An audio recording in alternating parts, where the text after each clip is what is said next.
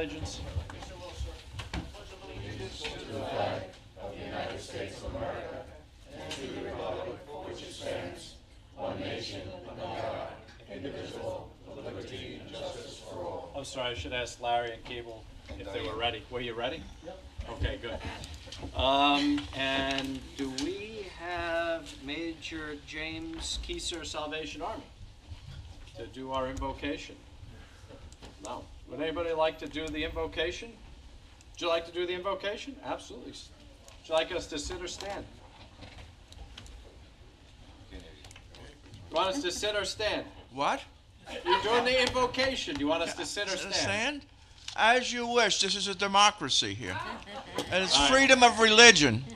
You know, we don't have a state church. Okay, we don't. And when I went to Ireland, they had a Church of Ireland. When I went to England, they had the Queen Victoria in St. Paul's. All right, Warren, why don't you get on with our Okay. invocation? We thank thee, O Lord, for this democracy and these wonderful people who believe in the democracy and dedicate their lives to it. And we thank thee for Thanksgiving, and we hope everybody votes for who they want on Election Day and they come out and vote. Thank you for this wonderful country. Amen. Amen. Warren McKnight, Church of Warren McKnight. Thank you, Warren. Thank you, Warren. Cross out and everything. All right, that's good. Harriet, I hear you have some songs for us in the Easter fashion. Easter. Wow. All right. He's got Warren on his mind. Yeah, Warren on my mind. In a Halloween fashion. It is All Saints Day today. Yes. Tomorrow's All Souls Day. Oh, No, we got today. All Souls No, Day today's All and Saints. Halloween. And tomorrow's All Souls. What other Yeah, no, you're right. Today's All Saints Day. Today's Tomorrow's All Souls. today is Halloween? Holy Day. Well, sorry we don't All right, Harriet. Welcome. We're all children. We're all children here. Okay. What are you singing for us today, Harriet? No, we got two Halloween songs. I was working in the lab late one night when my eyes beheld an eerie sight. For my monster from his slab began to rise, and suddenly, to my surprise, he did the mash. He did the monster mash. It was a graveyard smash. He did the mash. It caught on in a flash. He did the mash. He did the monster mash. From my laboratory in the castle east to the master bedroom where the vampires feast.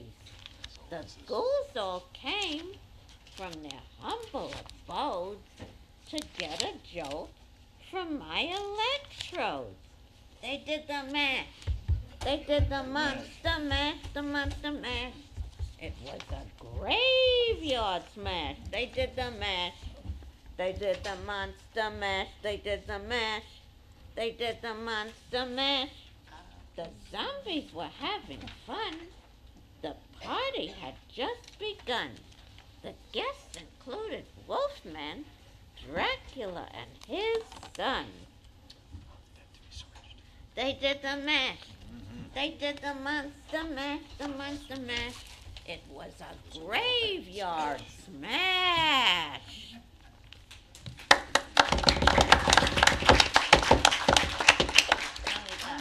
Get up and dance. Song. You know you want to. Well, I saw the thing coming out of the sky. It had one long horn and one big eye. It commenced to shaking, and I said, "Ooh wee! It looks like a purple people eater to me." It was a one-eyed, one-horned, flying purple people eater. Sure looks good to me. Well, he came down to earth and he lit in a tree. I said, Mr. Purple People Eater, don't eat me. I heard him say in a voice so gruff, I wouldn't eat you 'cause you're too tough. It was a one-eyed, one-horned, flying purple people eater. Sure looks strange to me.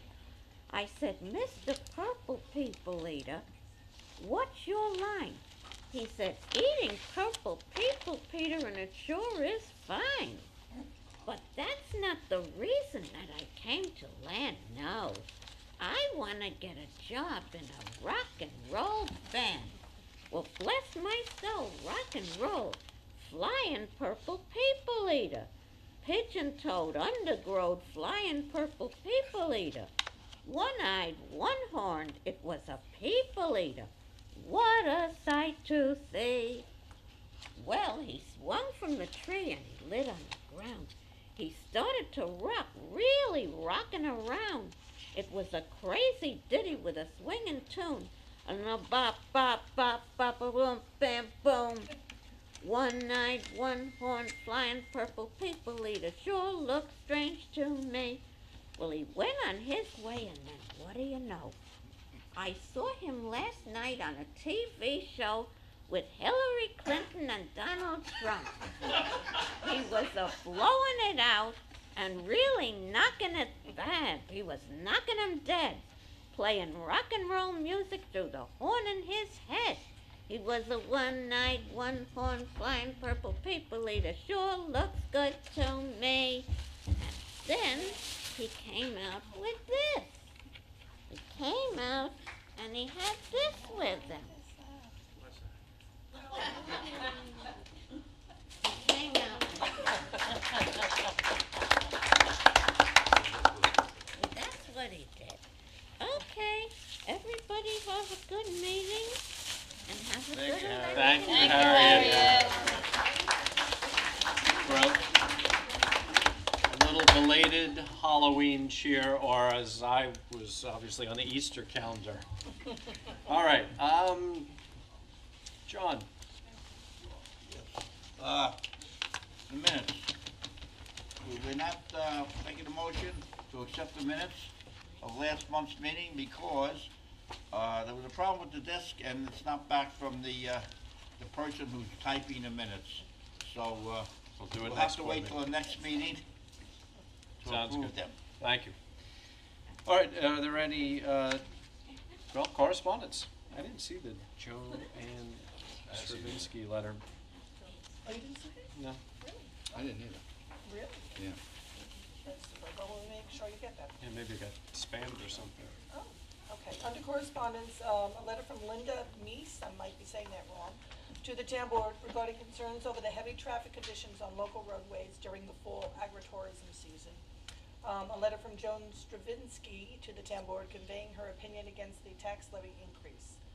Under fire departments, we received the 2017 adopted budgets from Jamesport, Riverhead, Manorville, and Wading River fire districts. Under reports, the sewer district submitted their discharge monitoring report for September. And that's it. All right, are there any other town board reports? Okay. Well, you're gonna see a resolution today naming the 17th annual bonfire. Normally it's the second Saturday of December, but this year, because of other events that are happening on Main Street, we're gonna move it to December 3rd, which is the first Saturday in December, at 4 o'clock. So you'll see more of that as we get closer to it, and it's the day before the Lions Club Santa Claus Parade, so it's gonna be a good holiday weekend anyway, so that's the only change. Okay, John? Oh, I just want to thank the bid. They had a great Halloween for the kids and a great Halloween parade. If you weren't there, you really missed something. I mean, they had a ton of kids on Main Street trick-or-treating. I know one store gave out 10 bags of candy. That's how many kids they had coming trick-or-treating during the day from 2 to 4. And then at night, at 7 o'clock, where they had a Halloween parade, and it was fantastic. It was really, the crowd on the streets were just fantastic. So I mean, I want to thank the bid, and they only had a month and a half to put this on. So I mean, they did a very good job, and they deserve all the credit that the bid management gets. even though we get credit for it, because we're the bid management are the ones that do the work. So I wanna thank those people. Yep, and I want to thank Riverhead Flower Shop on Main Street, Peggy Kineski, for putting the pink ribbons around all the lampposts that you see downtown, so thank you. All right, no other committee reports? No, we'll move on to our public hearings. We have 1, 2, 3, 4, 5 public hearings. The first public hearing was scheduled for 2 o'clock. It is now 2:10. We're going to open up a public hearing for the consideration of the adoption of the 2017 annual Town of Riverhead budget. Does anybody wish to be heard? And Bill, I don't have my copy of my budget. I should have brought it in. Do you have a copy if we need it? Got it. It's on my credenza, but well, It's maybe. up to you. Go ahead. No, go ahead. Laura Jen Smith from Laurel. Good afternoon, and I'd like to make a few comments and ask a few questions about the proposed 2017 budget. First, let me say that I find it distressing to see once again that we are unable to stay within the tax cap or even close to it. We are facing a near 5% increase in our general fund. As you have said many times, there are only 3 ways to emerge out of our budget crisis. We can grow our way out, save our way out, or increase taxes. Mr. Supervisor, you have attempted all 3 methods over the past 7 years, and the results have been less than stellar. You have attempted to grow our way out by developing every square inch of land on Route 58, but we're still facing a robust increase each and every year in our budgets. You have attempted to save our way out to prosperity, but our tax increases are generally much higher than those in our neighboring towns. That's not really accurate if you looked at Newsday, but go ahead. And We're the Mr. lowest. Supervisor, while you label yourself a fiscal conservative, our tax increases gallop way past the rate of inflation year after year. So are we on a permanent austerity? We have altered our rural lifestyle in the name of increasing our tax base, and yet we still face huge tax increases year after year with no end in sight. And Mr. Supervisor and members of the town board, each year we talk about our budget crisis. But let me ask, after 7 long years, when do we put the crisis behind us? As we get closer to a decade, isn't it fair to expect the problem to be solved? You've said repeatedly that we will never make ends meet unless we properly develop EPCAL. And for years now, we've heard a lot of talk about the potential of land sale there. But without infrastructure at EPCAL, how can we realistically expect to attract developers and tap the land's true potential? You have said that our water district is already stressed to capacity. You said our sewer capacity is already too maxed out to support further development, and you've said it will take 2 years for the utilities to catch up. If we are to achieve maximum sale price for our land, if we are to close the budget gap, how are we addressing the service gap in this budget? And Mr. Supervisor, how do you square the lack of water infrastructure with the development that we seek at EPCAL? You have talked also about saving our way out, yet we continue to need over $400,000 a year to cover the costs of operating the scavenger waste plant, a plant that treats waste from private and commercial septic system and cesspools. Septic waste that is transferred to the plant from the 5 East End towns and Eastern Brookhaven by private haulers. How is it that Riverhead taxpayers have to shell out $400,000 a year to have others dump their stuff here? During the campaign in 2015, you talked about raising those fees, but you haven't done that. So how is that the mark of a self-described fiscal conservative? There's a phase. Is this a campaign speech, or is this a speech on the budget? No, that's a question about the budget. That's the $400,000 that you've appropriated funds for the waste. Go ahead. Last year, we were also told that $1 million worth of savings was coming our way in the form of new development and improvement in the parks, recreation, and senior department. This year, the budget tells a different story.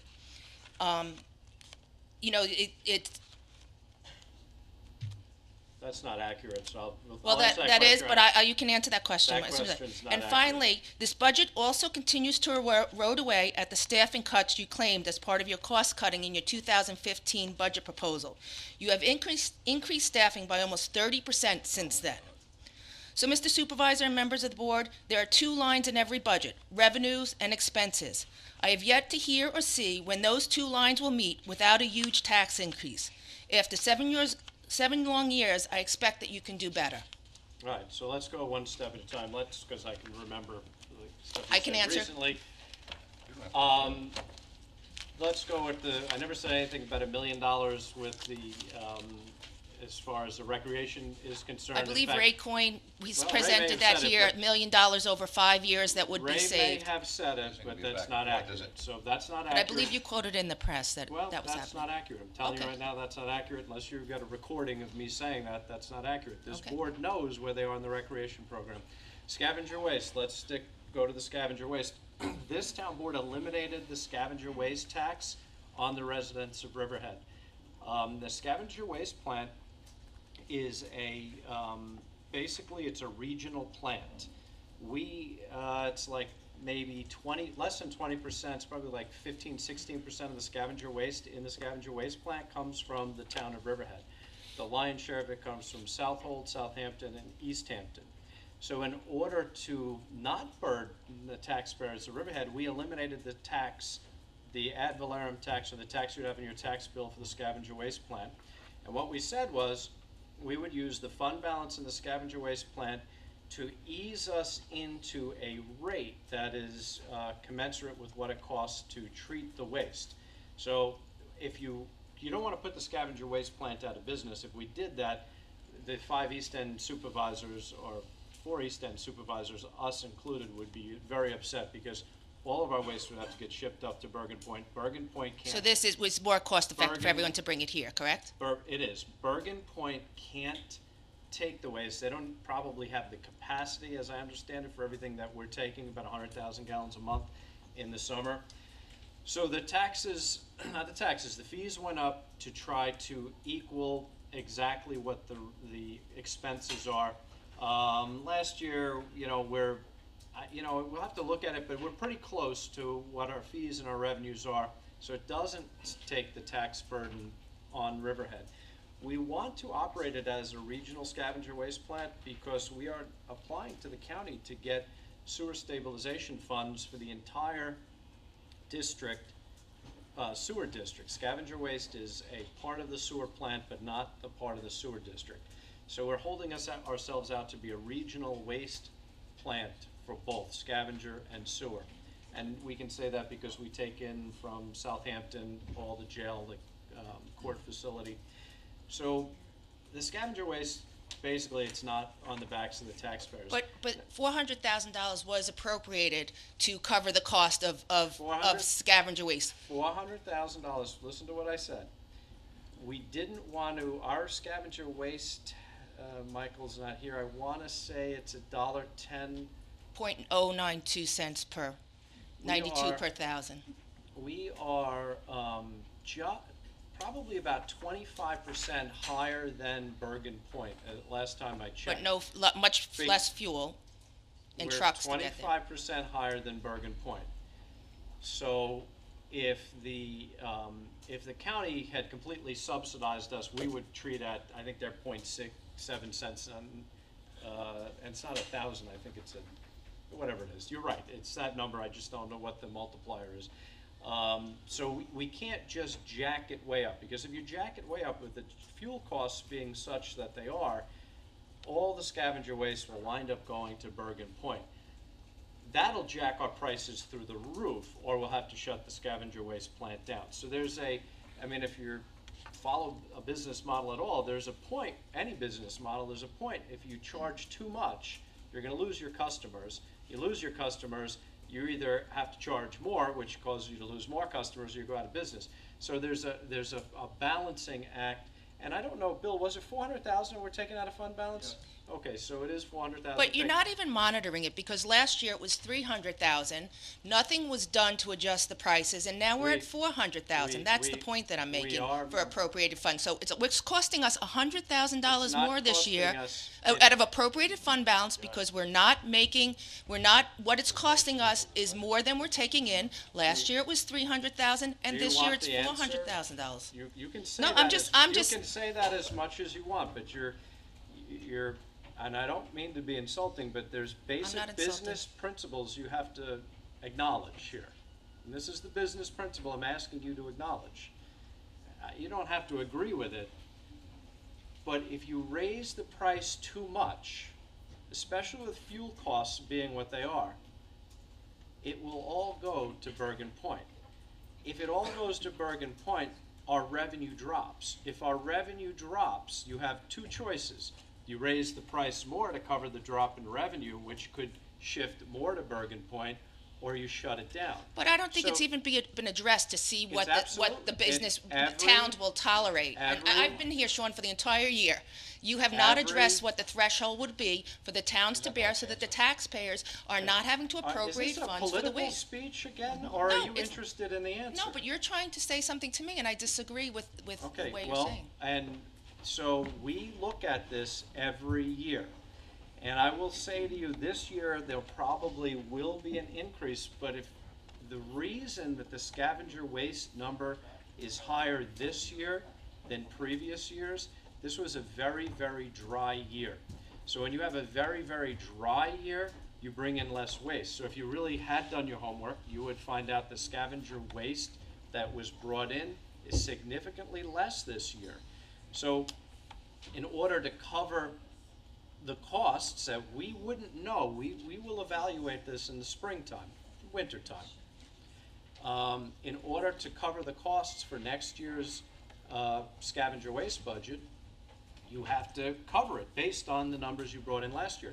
If we have a particularly wet year, the amount of appropriated fund balance will be reduced because we'll bring more revenue in. So it's a balancing act, and we will be looking at increasing the scavenger waste. But it's not costing the taxpayers per se any money. I mean, the fund balance was taxpayer money. It was Yeah, it is. budget. It's But kind it's of not- playing a shell game there, Sean. So so you have two alternatives. Three alternatives. You could put the ad valorem tax back on the residents, which we removed. Mm-hmm. You can put the scavenger waste plant out of business like East Hampton did and say no more scavenger waste because we don't want to have a scavenger waste plant. Well, I think they chose to go out Or- of business because they felt that it was more cost-effective to bring it to us than to continue to run their own scavenger waste. And so that is an option. You could put the scavenger waste plant out of business, which to me would be a fool's errand, but you got elected, which I know you're gonna try to run again, maybe against me. But if you were to put it out of business, that'd be a fool's errand because we have to hold ourselves out to be a regional sewage treatment facility in order to get the 3% county subsidy that every county facility gets. So, and then the third option, which is what we're doing, we're trying to balance the amount of scavenger waste fees with the amount of poop we bring in and raise that amount commensurate with the amount of it costs to run the facility so that eventually we're at break even. We're not. I think that was I think we're in agreement on that, we're Sean. not- I think that's what I was saying. I was just hoping you had done it last year. But why would I, see, that's the mistake of the business model that I asked you to acknowledge. Fuel prices are really, really cheap right now. So the decision was made last year not to increase the scavenger waste, because I think we were looking at $1.10, I think it's $1.10 per gallon. That's not 1,000, it's per gallon. So I think we were looking at bringing it up to like $1.10 a gallon, but now there's no exact science here. Correct. If I brought it up to $1.10, our feeling was at $2 a gallon fuel, that the waste would go to Bergen Point. Had we done that this year, had we brought it up to $1.10, I think our revenues would have taken a much steeper dip than they did anyway because of the season. We brought in a lot less waste this year. So I think we probably hit it right on the money because we kind of fell in where we did last year. But this year we're going to look at probably whether we want to increase it. It really is, Michael Reichel and Bill Rothar and I sit down on a regular basis to go over this at least 2 or 3 times a year to see where we are. And I think we've I think it was $1.10 is what we were looking at. So we may be looking to put it to $1.10, but we have to be careful. So we beat that issue. What was the next issue? Balanced budget? The other issue was about the parks and recreation and That's a non-issue. I never said that. Ray Coyne may have said that. That's a non-issue. It wasn't said by me. So, and then the infrastructure. The other is about addressing the infrastructure at EPCAL, where we have no water there right now for development. We've turned down solar. Any chance of solar We there? never turned down solar. Well, yeah, you did. No, we didn't. No, we didn't. Sean, there was presentations here for proposals to go out for solar on less than 300 acres out at EPCAL. We never turned down solar, so solar was a different question.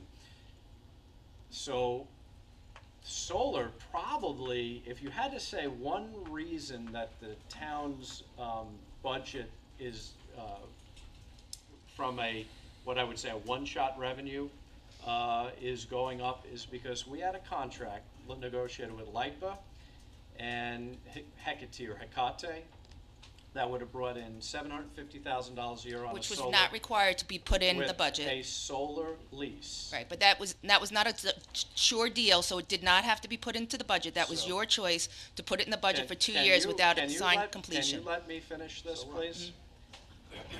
Because otherwise, if you don't want me to answer the question. No, go right ahead, but some of the If you things you're saying don't- are not correct also. If you don't want me to answer the questions, I'll just move on to the next speaker. I'm very happy to answer the questions for you. Okay, So, we had a negotiated contract.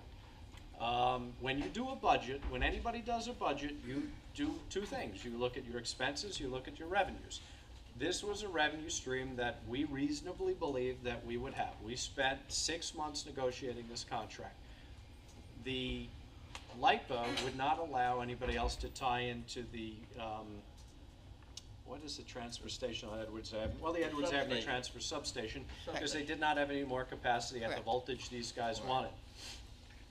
Unfortunately for us, we were not in a situation that we could say anything about this, and they would not move forward with the contract. Now, should that have been put in the budget? Well, you can debate that. I think it was highly we- debated amongst the board members. We used the information that we had, and all the information from every place that we were looking at said we would receive this money on a 20-year basis. It didn't happen. Now, LIPA has put out other solar RFPs, but we have chosen not to go forward with that because LIPA has still not built other capacity at the Edwards Avenue substation. So I don't think it would be wise for the town to even consider solar because it's just not something that we see until LIPA puts improvements in. What we did do to bring solar in is we offered property at LIPA for free. We passed a resolution, I think for them to do test holes and everything else, so they could build a substation in EPCAL. LIPA chose not to do that. When LIPA chose not to do that, we decided we're not going to do solar.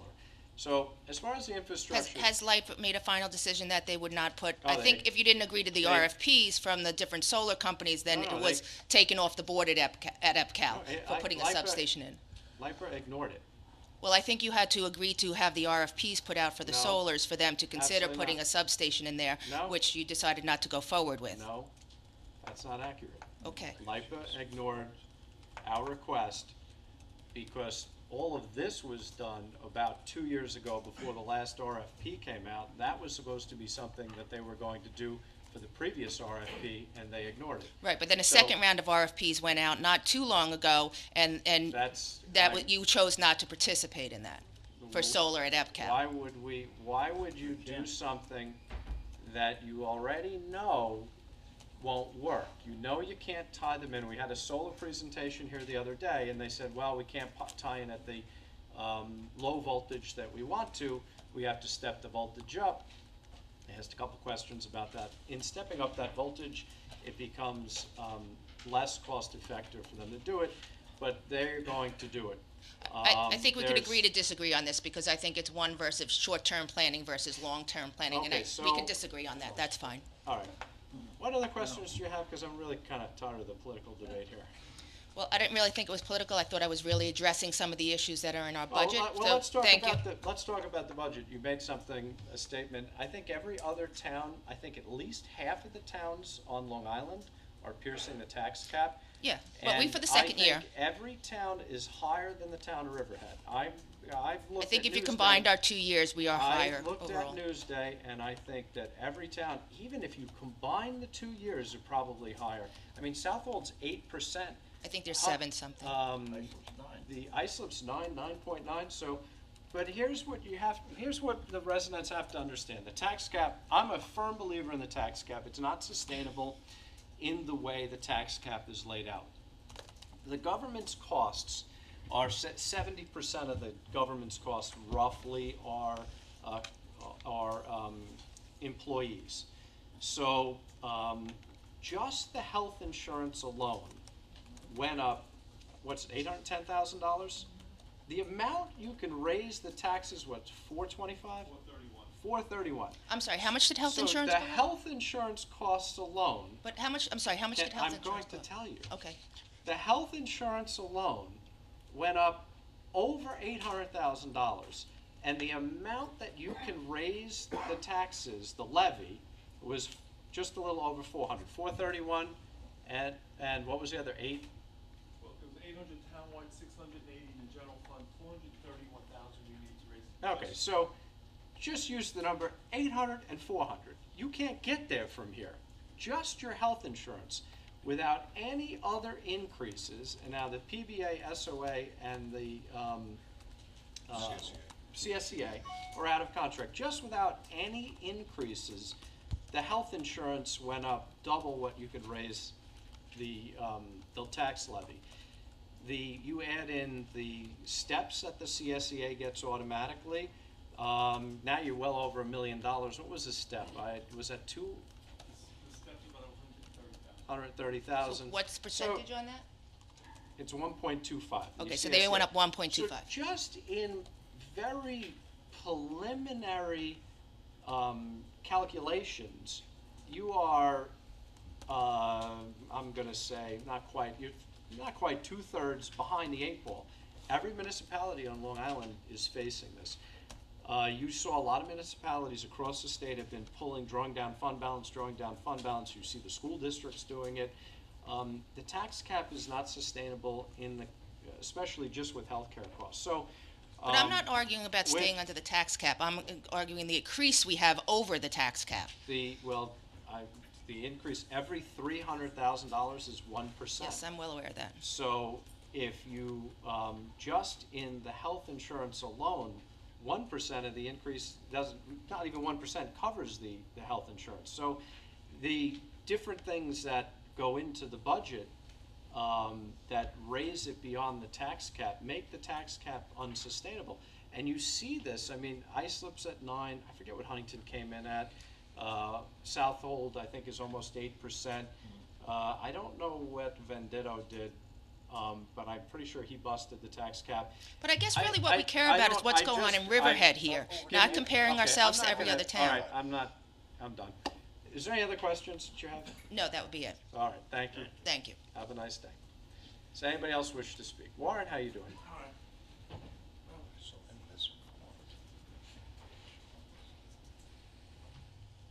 I'd like to talk about PSE&G and EBCAL and Riverhead for us to get economic development. It's a dilemma. PSE&G is they charge one of the highest rates in the nation, right? We're on a hearing about the budget. But to relieve the money on the budget, you have to have economic development. So you have to work on that, and that's for next year. I'm talking about next year, and of course healthcare. Everything's going to go up. There's nothing more we can do about it. My healthcare is going up. We're all living longer. We have 2 policemen on pension here. Everybody else is going to get on pension here, and that's the way it is. But if we want to leave it and get the budget down, we have to think, Randy Altshuler, when he ran for Congress, what did he do when he lost? He went down south and opened up a big business and put money down there. Nobody's going to come to Riverhead to to develop unless we can get the utility rates down. I pay $82 more a month for my electricity in my house, and I don't use a lot of electricity for over last year. Nothing has changed. Well, I don't disagree with you. New York State is a high cost of living state. We have somebody that is willing to buy EPCAL right now. We are putting together their documentation to bring them into a qualified and eligible sponsor hearing. They're going to give us, at the time they sign the contract, assuming we find them qualified and eligible, they're going to give us $1 million non-refundable cash payment. They are building the infrastructure. They are going to post letters of credit to build the infrastructure. And over there'll be 3 closings, which will roughly equal $45 million to the taxpayers of the town of Riverhead into our funds. So we're well on our way. The subdivision, final touches are being put on the subdivision by the planning board. And if this suitor doesn't come, there's a second suitor behind it that said if we can't make the deal with Suffolk Industrial, Lincoln Equities would be interested in us reevaluating their offer. So, we're in a very good position. The problem is I've got to balance the budget this year, and I can't put revenue. I'm not going to put $45 million. I could have easily made numbers up and said we're going to close next year, but I can't do that. So economic development should come to EPCAL. I hope so. They've got some exciting Long Island companies that they are trying to attract here, and in fact, they have some that are planning to come here. So all's not lost. I know electricity, they actually get a discount. Jill, what was it, a 12 or a 15% discount on the LIPA rates over there at EPCAL? I don't remember. They do get a discount because of that particular former Empire Development Zone they're in. So they do get a small discount for electricity over there. Well, the one thing in getting people to live here, I don't have to tell you, this is one of the most temperate climates and one of the beautiful areas in the world. Riverhead, Long Island, and the East End. And that's a basic thing to get people and stuff to move out here, but it's a dilemma, and it's going to go up. There's I hate to be a fatalist. The leading cost of biggest employer on Long Island is government, right? Yeah, it is. So I think that's true. So I've come to accept it, but my life is shouldn't. in autumn. It's going into winter, So that's the way it is, and if anybody could do something positive, let's bring it forward. And you said something. I just hope it comes through. Thank you. Yeah, us too. Mr. Romano. Good afternoon, Steve Romano, Riverhead. First, I'd like to make a statement. I know normally, but it pertains to the budget.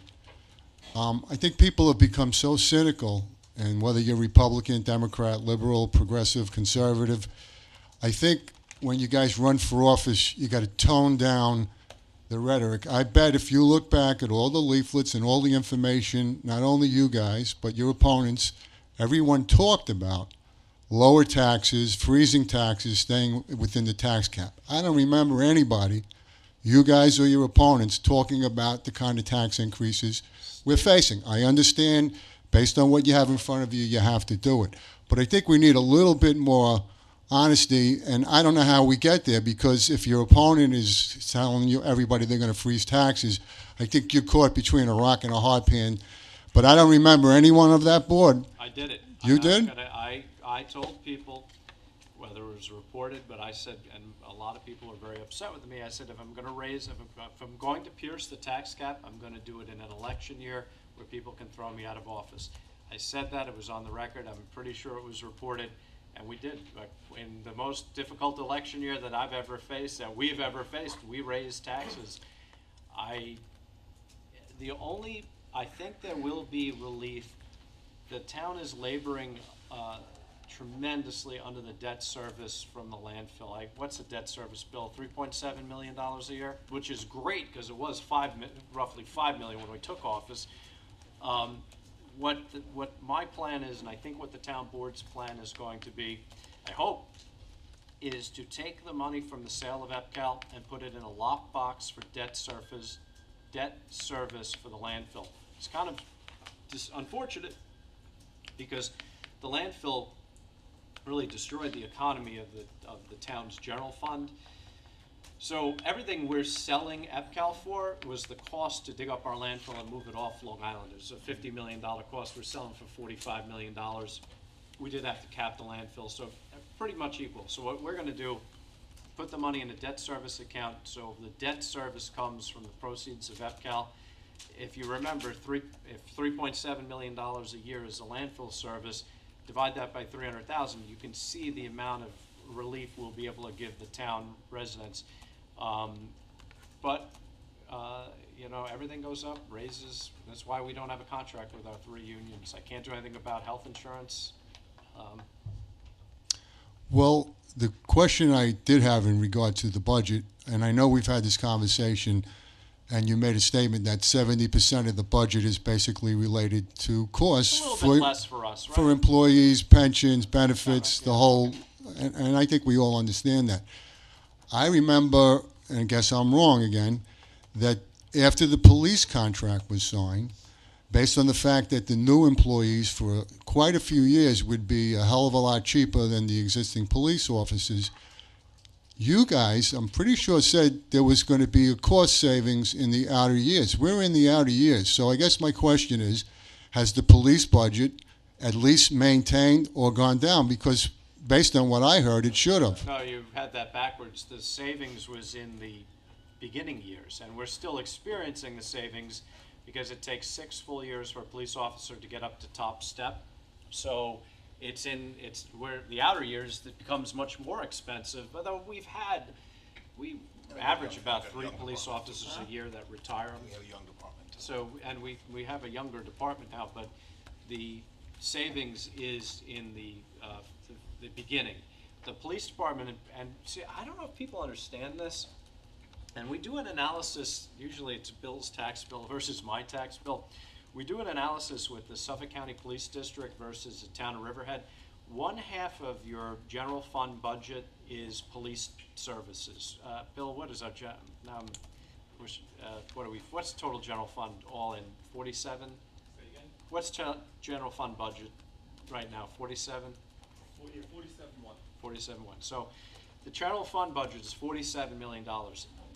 Just a hair over half of that is your police department. But when you take the cost of a similarly situated house in Suffolk County and Brookhaven and compare it to their police district taxes versus what we pay, we're still cheaper than the Suffolk County Police District. But I don't know that residents understand, on that $47 million budget, half of your costs are the police department. Has that basically maintained, or has? Yes, because the budget has only gone up.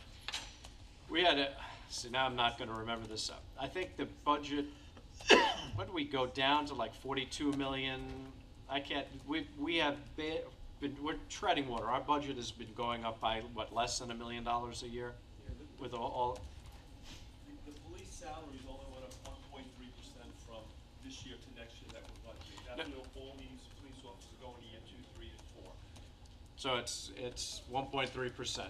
Sean, when you say police costs, is that everything? Everything, all Pensions, in. Everything, benefits, cars? all in. And how about when you add in the courts and code enforcement? What part of the budget? Enforcement costs us $490,000 a year, and the Justice Court brings in about $500,000 a year. What's the Justice Court budget? About $800,000. Yep. It is. It's about $800,000. Okay, thank you. It's tough to run a government. All right. Anybody else wish to be heard on the budget? Not seeing anybody. We're going to leave, close the public comment portion, leave it open for written comments to Thursday, because we are not here on Veterans Day, November 10th, 4:30 in the town clerk's office. Thank you for everybody coming out today on the budget. We have 2:05. The second public hearing was scheduled for 2:05. It is now 2:44. We open the public hearing for a consideration of a local law to amend Chapter 273 entitled Solid Waste. Are you here for yeah, we're solid waste. CDBG? No. No, solid waste. Solid waste. Solid waste of the Riverhead Town Code. And Antoinette Carbone, would you like to be heard on this issue before I say what it is? Do you want me to say what it is? Say what it is. Okay, so- Please tell us why also. Okay, well, I'll tell you why. I already admitted it. So when we passed our solid waste code, we didn't really think about this. You couldn't put your trash out before 6 p.m. the day before. A lot of people, in my opinion, myself included, especially in the summer and in the winter, maybe not the spring and the fall, may put their trash out, do put their trash out before 6 p.m., 12 hours before it's going to be collected. So the town board felt that it was not unreasonable for somebody to put their trash out at 12 p.m. for the next day. And the reason that I say that, here's my editorial comment, is that in the summertime, when I get home from church, they pick my trash up on Monday. I like to get that garbage out of the garage because it really stinks, and so putting it at the curb at 12 or 1 o'clock is something that I have done. And in the wintertime, when it's really, really bitter cold, I don't necessarily like to go out that late and just put it out, again, after church. In the fall and in the spring, I probably don't put it out until after dinner on Sunday night. But after discussing with a majority of the board members, I think, John has private trash, but I think we all kind of felt that 6 o'clock at night was probably not, it would be better to give the residents more of an opportunity to put their trash out without being summoned by the town of Riverhead. And Antoinette Carbone likes to send me pictures, and the floor is yours, Antoinette. All right. Do you want me to introduce myself again? You have to say who you are. I have to say who I am. Antoinette Miranda Carbone. I live in Sunken Ponds Estates on Middle Road, Riverhead. I have noticed a few years ago that people on a Sunday morning, when I went to church at 10:30, had their garbage outside. I reported building number 425 to the town of Riverhead, filed a complaint. In the year 2014, they acted upon the complaint with a letter, and the people ceased to put their garbage out. Middle Road has a tremendous amount of debris along its roadside. Some of it from garbage, some of it from out the window. Then in 2015, a neighbor adjacent to where I live was putting their garbage out at 10:30 in the morning. Doesn't bother me during the week as much as Sundays.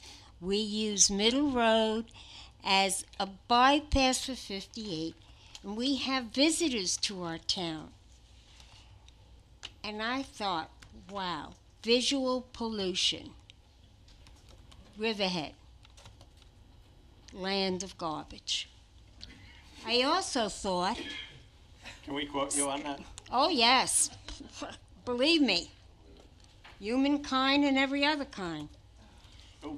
But the other type of concern was really, and you mentioned it, your garbage smells, and you put it outside in the summer to bake, cook, and ferment. Increase the population of bacteria and disease within that garbage. And allow longer hours for wildlife to distribute that garbage. Oh, I found a great container, if anybody wants to know. The Rubbermaid container, where you can barely get the thing on and off. The raccoons can't get that top off the Rubbermaid container. Do you want me to give you the house number of the people who had their garbage out this week? A different house? It's They should spreading. get a Rubbermaid container like I have. On Middle Road, not in black trash bags, not the thick kind, but in semi-transparent trash bags at the curbside for all to see what was in. Well, you have visual pollution, health concerns, sanitation concerns along the roadway, wildlife feeding, and not exactly pressure from the community to change the code. The code is being changed for a select few. That's not right.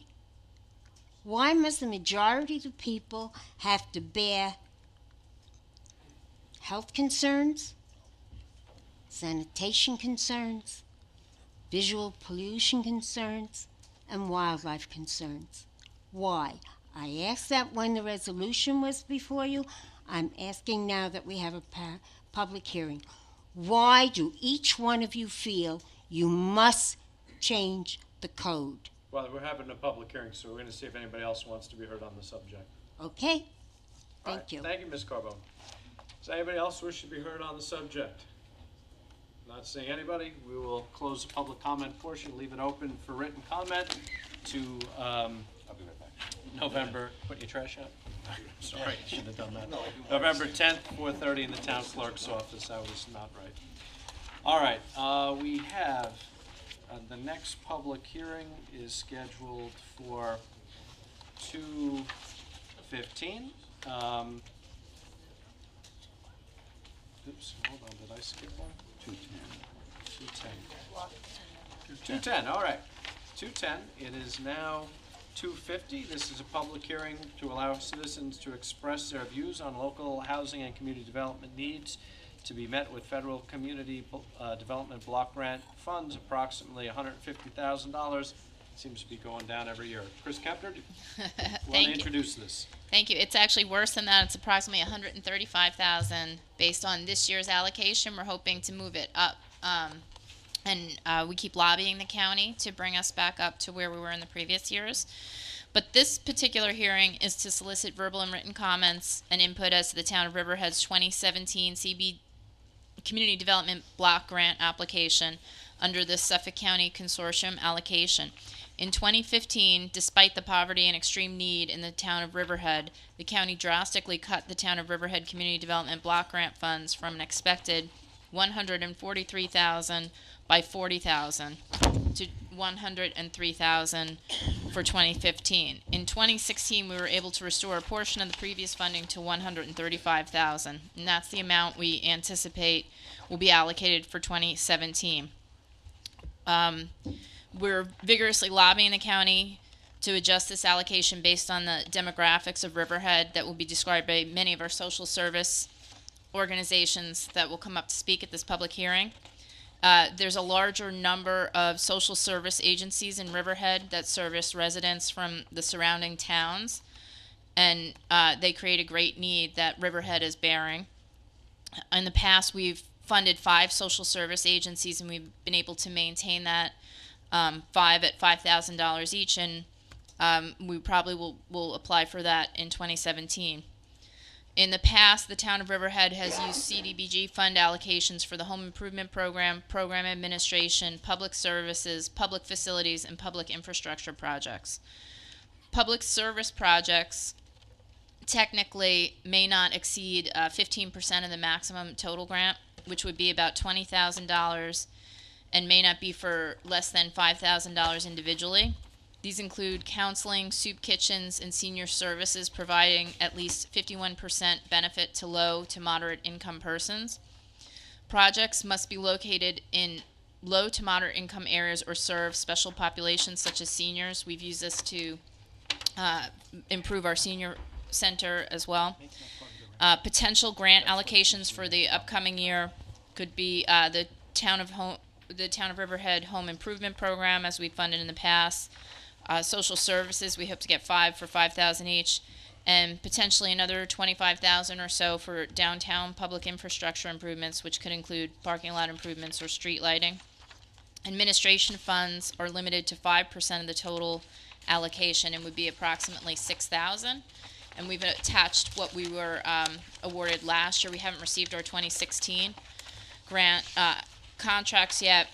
The town board must make a final determination at the November 15th meeting, and everything must be submitted to Suffolk County by December 1st. I can leave it open then to November 10th. I'm going to have it returnable to your office. Okay, not the and clerk's so far office. we've received, Actually, no, I'll keep it to clerk's because I don't want Okay. to change it. We've received a couple of letters which will be distributed to the board, and we have some of the agencies that are going to speak Great. today. Just give the letters to the clerk, because I'll keep it that way. All right, does anybody wish to be heard on this matter?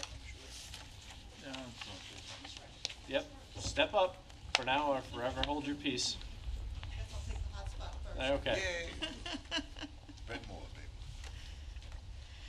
Good afternoon, Supervisor Walters, council people, Giglio, Wooten, Dunleavy, Hubbard, Diane, and Bob Kostakevich.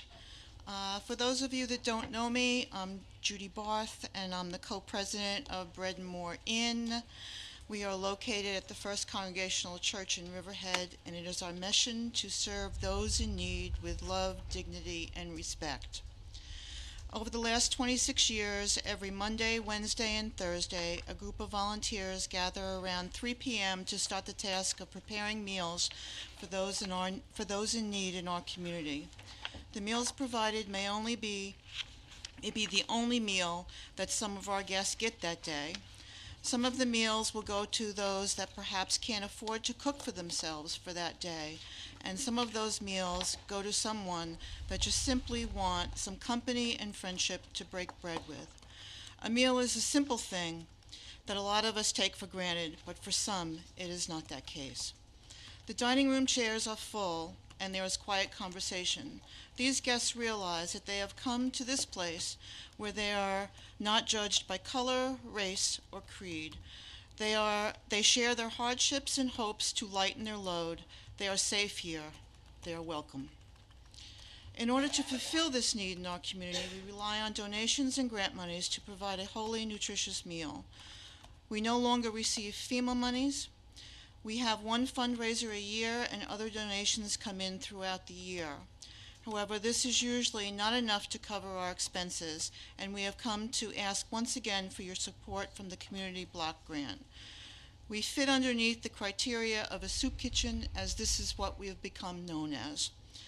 This has been in the past years the bridge that allowed us to operate without interruption 3 nights a week. We run solely by volunteers, from the steering committee to the cooks to the dishwashers. We are insured. Our cooks have health department certificates, and our kitchen has health department approval. We run a tight ship with proper guidelines. So once again, I am asking for your support so that we may continue to fill this need in our community. Thank you for making this a truly community effort. Thank you, Ms. Barth. Thank you. Thank you.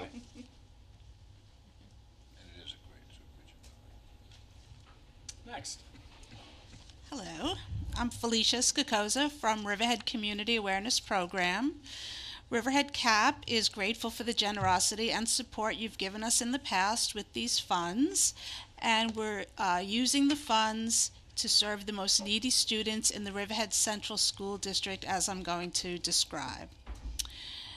The funds we're proposing, once again, to use them for our counseling and prevention services for Riverhead Town students and their families at Roanoke Avenue Elementary School. This includes individual and group counseling, evidence-based substance abuse and bullying prevention programs, social skills groups, crisis intervention, and family outreach and resource connections. We have a social worker placed at Roanoke Avenue School 2 days a week.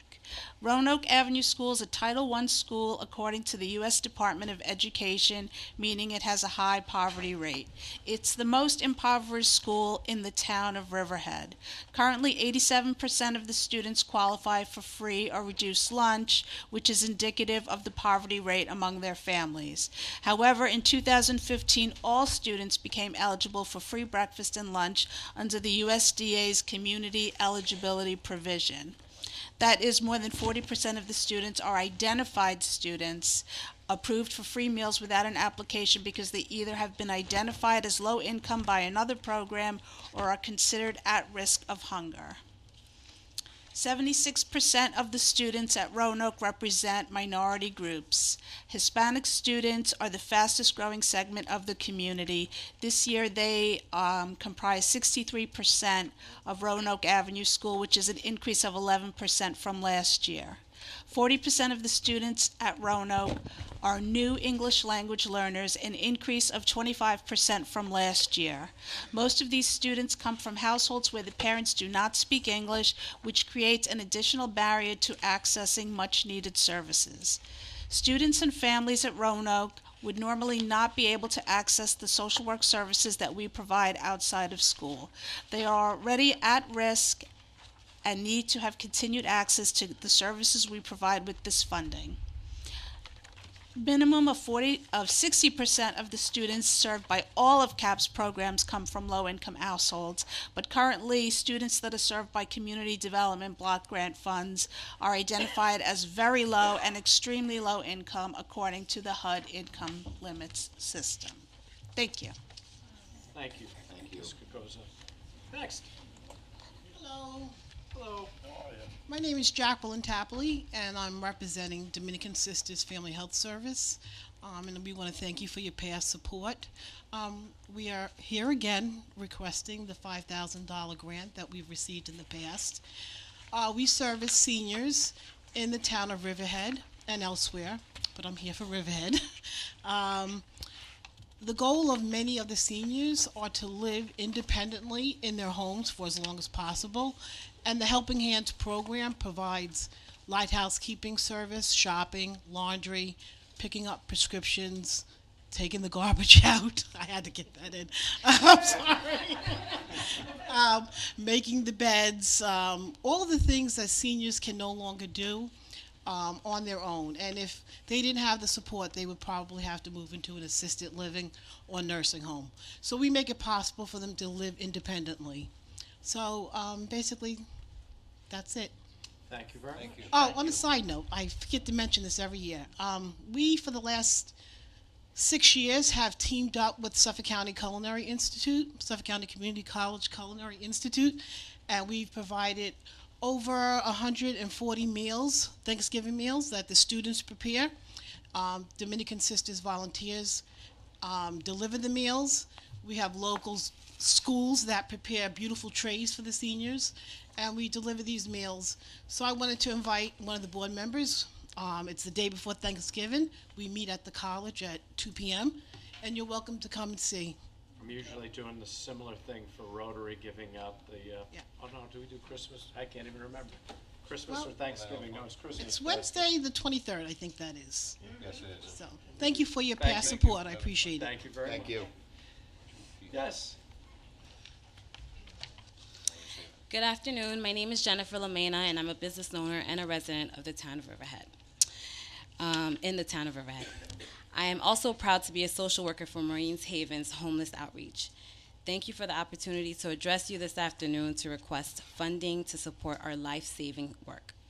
Maureen's Haven provides safe, warm, temporary shelter to homeless individuals from November 1st to April 1st by utilizing over 23 houses of worship located throughout the Twin Forks.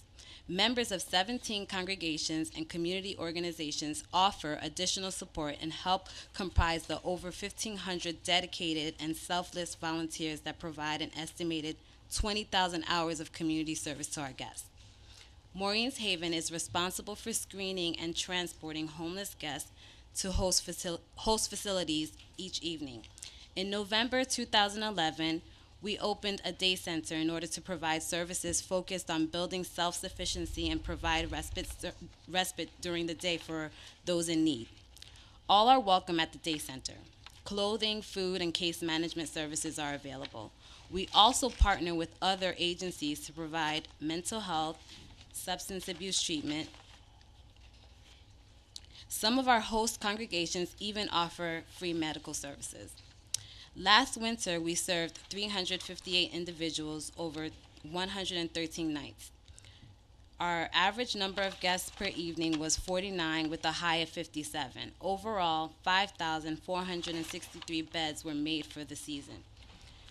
Of that total, 82% male and 18% were female. At least half of our guests were temporarily or first-time homeless. Generally, they are the working poor who have suffered setbacks like job loss, illness, and loss of transportation or divorce. The other 50% of our guests were chronically ill homeless people. They often face one or more serious issues, including mental illness, addiction, and cognitive or developmental disabilities. According to the Housing and Urban Development in 2014 point in they report 34% of the total homeless population under 24, and tragically, our most recent statistics bear this out. An alarming new trend for us has been an influx of young people. Since January, on any given night, 42% of our guests have been under the age of 25. Of those, 50% have been under the age of 21.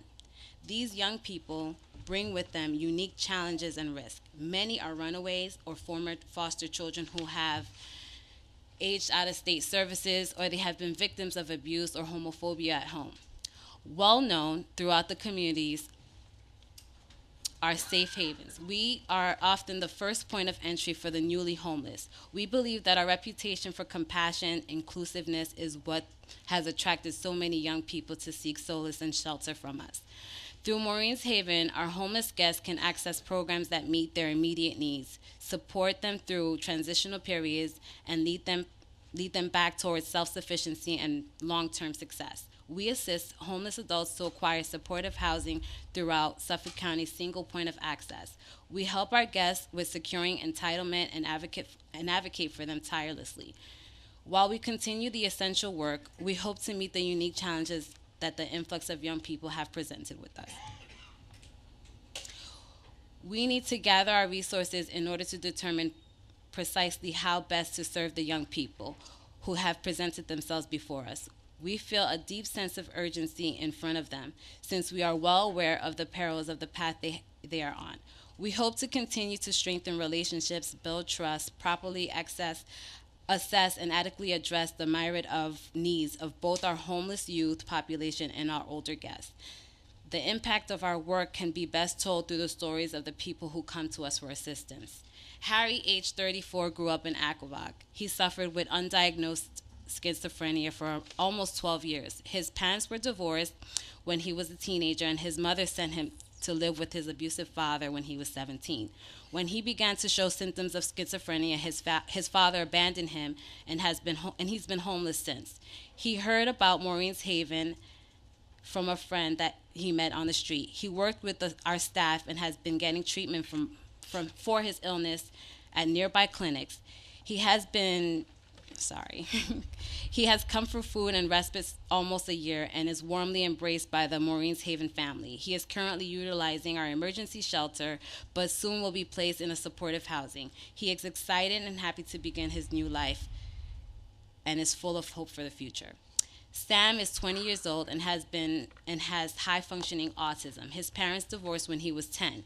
He was raised by a mother who moved out of the area when Sam attended college out of state. As a result, his disorder, the stress and anxiety eventually became too much for him to manage. He quickly dropped out. He lost his housing, his friends, and his self-worth. He returned to Eastern Long Island, where his father, stepmother, and younger siblings reside, with the hopes of living with them. With no resource and no adequate support for his disability, he became depressed, anxious, and disruptive. He dabbled in substance abuse and alcohol. Soon after, he was told to leave because his family could no longer tolerate his behavior. He came to Maureen's Haven seeking shelter, solace, and support. After staying with us for a week, our caseworkers were able to secure SNAP benefits for him, which is food stamps, and to apply for SSI and Medicaid on his behalf. After requesting for his records through his former school district, he was able to get an appointment with Access VR. Soon after, his demeanor and his attitude had changed. We arranged for him to meet with his stepmother. She agreed to allow him back into their home because she witnessed him working towards something. He told us recently, "You guys understand me, and you are the only ones who took the time to really help me." There are many more people like Richard and Sam that we hope to help. We need the assistance of Riverhead Town and others to support our life-saving work. In an effort to provide services to the homeless in Riverhead Town, we have partnered with, collaborated with family faith communities to provide overnight shelter and other supportive services. Maureen's Haven seeks to be good neighbors so that This spring, we partnered with Cornell Cooperative Extensive and ADD, which is Aid to the Developmentally Disabled, to create a community garden in our shared yard. We are very proud of our beauty it adds to the community and the sense of community it has begun to foster. We invite you to come visit us and see for yourselves. The garden is really beautiful. I just started with Maureen's Haven, and it's a wonderful work that we're doing there.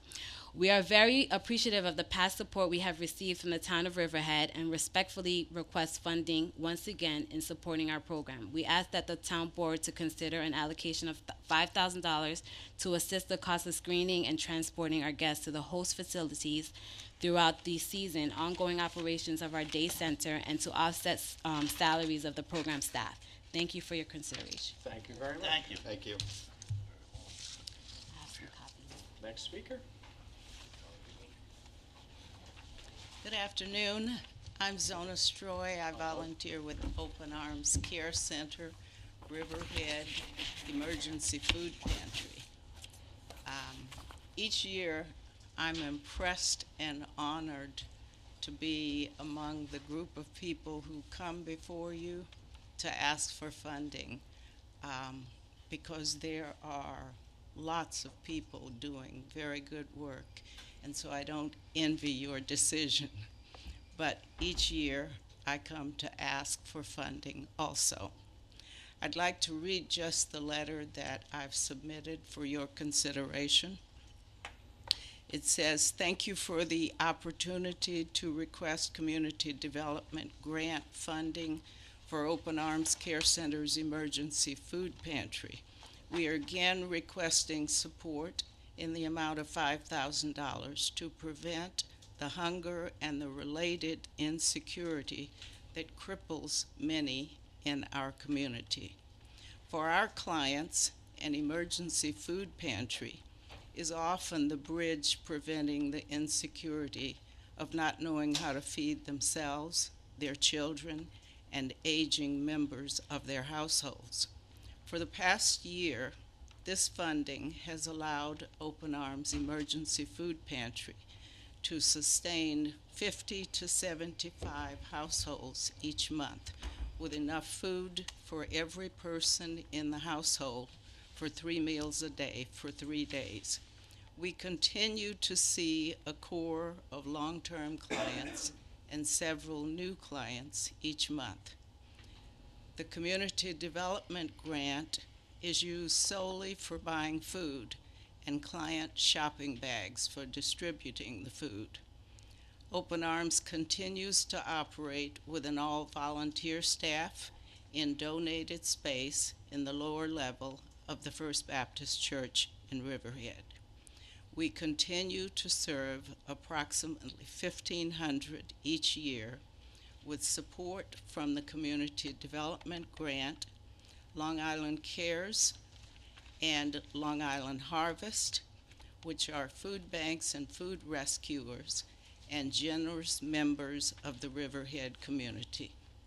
We thank you as town board members for your decision to provide community development funding in the past. We will continue our mission to eliminate hunger and the associated insecurity of those in need in our area. And we look forward to earning your support again this year. Thank you. Thank you, Ms. Thank Stroy. you. All right, next.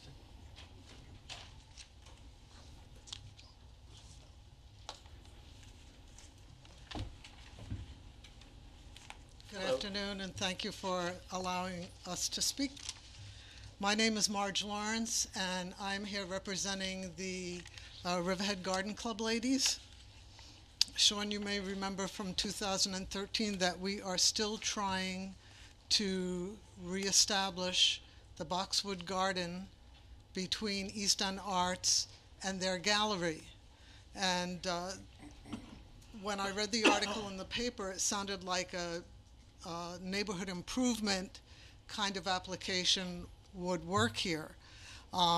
We are hoping to reestablish that garden in April of 2017 in time for Riverhead's birthday celebration. We were hoping that we might have a ribbon cutting ceremony there either before the banquet or on the day of the parade. Basically, a little bit of the history for everyone sitting here.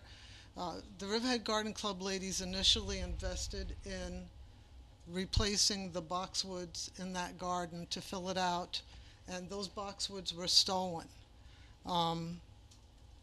So we came to the town board, and they agreed to replace our funding, but we also had the issue of irrigation, and we had the issue of security down there. Some of the issues have been addressed, but over the last 3 years, in approaching other single organizations like Townscape, we have not accumulated enough money to put this project in place. Right now, the ladies have been to approximately 12 surrounding nurseries, and the size shrubs we need, boxwoods we need, and the fact that they have to be blight resistant, because there is a blight that is hitting the kind of boxwoods that are in that garden. Our proposal for that is $5,900. And so we've come here today asking, number one, if the town community block grant could help us with that project, and we hope to get the shrubs purchased and installed in April, as I said, and celebrate at the birthday. In my supportive materials, I did a board so that everybody could see what the problem is down there, and I will leave that with the committee.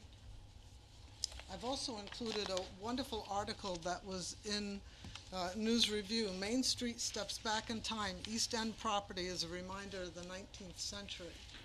So that we're looking to reestablish that area as a centerpiece for the town. There's also a support article here from the newspaper on how Port Washington did exactly that. They made the center of their town, their garden, a focal point, and for a town that's trying to revitalize its downtown area, and for the fact that we now have that wonderful theater and people walk through that area to get from the parking lot to Main Street. We've talked to Pat Schneider, and she borrows art from artists, and she feels that they would be more secure if that area were developed. We're hoping that you'll consider it. All right, thank you. Thank you. All right, does any, go ahead. Okay, I just want to talk on this. The problem that we're having, and Ms. Smith spoke about it, she wants to know why we're having a tax increase. Everybody's lowering these grants. The county, last year, we wanted to give $6,000 to each one of these groups that requested money. We had to cut that to $5,000 because we just didn't have the money to do it. We had to cut the senior program $40,000 because we didn't have it, and we wanted to give these. We have a lot of people that are below poverty in Riverhead that are hungry. So we want to give these people food. So you have to take it from someplace, or we have to take it out of our budget, which then we raise taxes. So where everybody wants to reduce and they put it down to the town, we are the lowest level that you can go. We can't say, oh, we want this people to fund this. We have to fund. If we want programs to stay the way they are, to help people, we have to make up the money that the state and the county is reducing for these non-for-profits. And every non-for-profit in Riverhead does a great job. I volunteered for a year for one, and the food that they give out to these hungry people is amazing. So if taxes raise and we give them more money to make up for, we gotta do something. And I'm a taxpayer in the town of Riverhead, and I'll be glad to have my taxes raised so we can include the same funding we gave them last year, for these people that are in the poverty level. So, I know we can be criticized for raising taxes, but you know, things have to be done and taxes have to be raised. And in the long run, when Mooney says, what are you doing on your debt?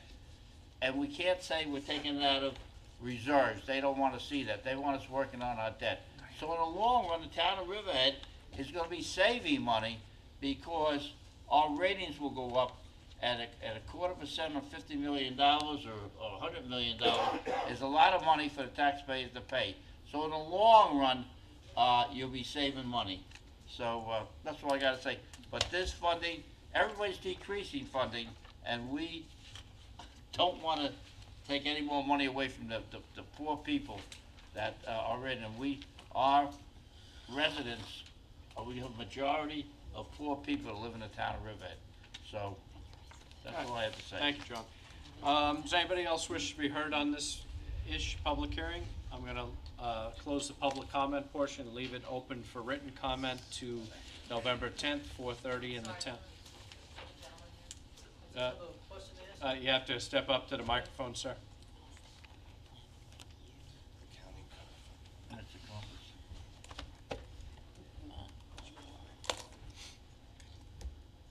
How you doing, sir? Okay, my name is George Knez. Good afternoon. George, spell it last time? Knez. Okay.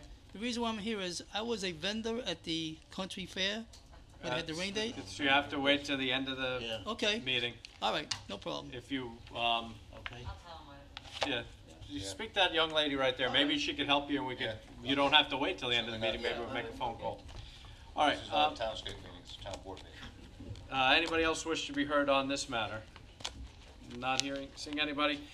We'll leave it open for written comment, close the public comment portion, leave it open for written comment to November 10th at 4:30 in the town clerk's office. Thank you, everybody, for coming out.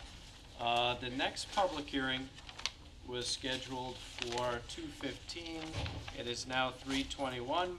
This was a public hearing for the consideration of a special permit application of Gen. Associates, Inc. for the establishment of a retirement community complex at 450 Middle Road, Riverhead, New York, Suffolk County Tax Map Number 0600-82-4-22.1. I am opening the public hearing and closing the public hearing. The notification from the town did not go to the attorney, so he was not able to publish and post the required notices to the residents. So we are going to reschedule this and renotice this public hearing for December 6th, and we'll pass another resolution to do that. That has to weigh those down. We opened it and we closed it. No comment on it. No, not a comment, I had a question. It just says special permit. It's not, there's no What is the permit there's for? no public hearing. December 6th, it will be rescheduled. Jeff, raise your hand. Turn around, Antoinette. Jeff, speak to him, he'll tell you what it is. All right, thank you. So December 6th, that one will come forward again. The final public hearing is scheduled for 2:20, and it is now 3:22, and this is a consideration of a special permit application for Joseph Gazzola, North Fork Auto Body, located at 26th Edgar Avenue, Aquabog, New York, Suffolk County Tax Map Number 0600-86-1-21.1, and 32 Edgar Avenue, Aquabog, New York, Suffolk County Tax Map Number 0600-86-1-19. We'll open that public hearing, and Mr. Danowski, are you presenting for the applicant? I am. My name is Pete Danowski. I do represent North Fork Auto Body. I've handed up the affidavit of posting, and I've previously handed up the affidavit of mailing. This is a proposal to expand a little. Clerk acknowledges it. She did acknowledge it. Thank you. This is to expand a small business operation located on Edgar Avenue. By way of identification, I'll have always identified this as Macy Sawinski's Auto Body Shop. Macy sold it to Joe Gazzella, who's got a summer home out here in Southold. Mr. Gazzola would like to spend more time out this way, and looks to put up a new 3,000 square foot building to be centrally located on a lot that will become a merged lot.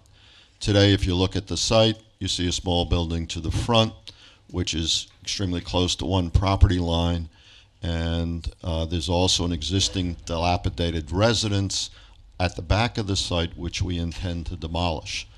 The net effect of the application is that the 3,000 square foot building would replace the 500 square foot dilapidated residence. We would merge two parcels, and I would say by way of identification, this property on Edgar Avenue is surrounded on three sides by business interests of the Corwin family. The duck farm and the duck processing plant is to the east of the proposed structure and also to the south of the proposed structure. The Corwin residential home is to the north. Looking across the street on Edgar Avenue, the business operations that are located in that vicinity include Cleet Galasso's marine supply business, an adjacent building that was improved with an expansion of a non-conforming use that you see the Storm Motors sign on, and another auto body shop at the corner of Hubbard Avenue and Edgar Avenue. You also, beyond the duck processing plant operation, have the railroad tracks and what I always refer to as Eve's Deli, because of the Lewin family interests in the past.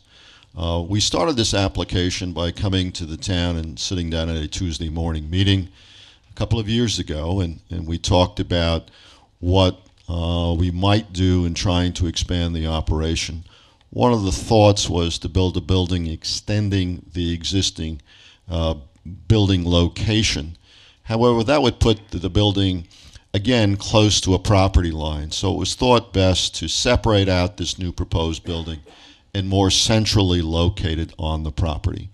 So after discussions with planning staff, we submitted an application to the town. They looked at the application, and by town policy and procedure, they referred us over to the Zoning Board of Appeals for a setback variance and another dimensional variance. It was also indicated at that time that the seeker review would not be completed until after we appeared before the town board at the special permit process. As a result of that, the zoning board heard the application, has not yet voted on it until the conclusion of seeker. I would say that no one appeared from the public at that particular zoning board hearing. I did, however, say, and I said this in my application, that I did in fact personally speak to the Corwin family, who are our most immediate neighbors, and they had no objection to the application. Even by way of suggestion, I'm not sure you would want to encourage me to put a new residential home on the back of this property adjacent to the duck farm and duck processing plant. And I would also note that Cleet Galasso, who I also spoke to, forwarded a letter of support. By way of history, Mr. Galasso also had an application similar in nature to this, in which the town board granted a special permit to allow for an expansion of an existing building on the adjacent property, adjacent to his marine supply business.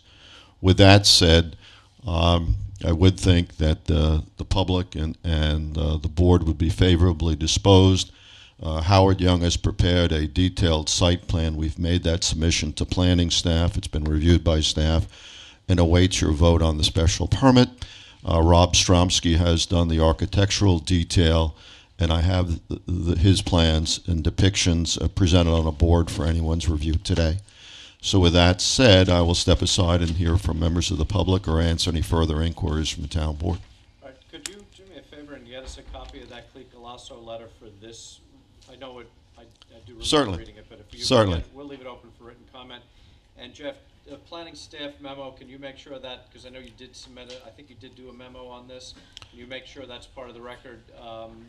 Jeff, would you like to say anything on this? I think Jeff is not as attuned as Brad Hammond is, and unfortunately for us and you, Mr. Hammond had to leave.